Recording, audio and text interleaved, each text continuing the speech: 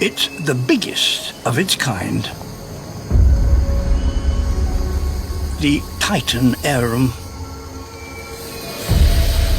Up to 3 meters tall, it has taken 10 years to mature. But now it has just 2 days in which to reproduce.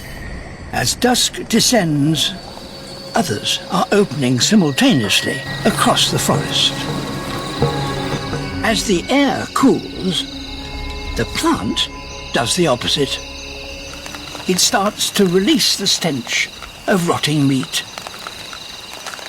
The smell drifts through the forest, attracting visitors. A carrion beetle. The arum has deceived the beetle into thinking it has discovered a dead animal. The insect is now trapped. The walls are too slippery to climb back up. And now it's surrounded by hundreds of male and female flowers. As the night continues, a transformation takes place. The male flowers start to release pollen. Microscopic granules coat the unwitting beetle, with the sticky substance providing footholds,